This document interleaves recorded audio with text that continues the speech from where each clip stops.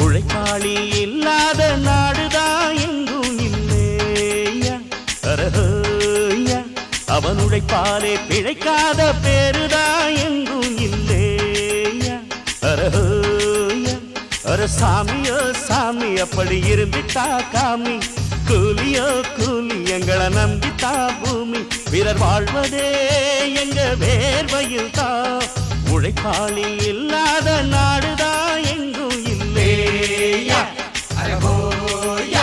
அவன் உழைப்பாலே பிழைக்காத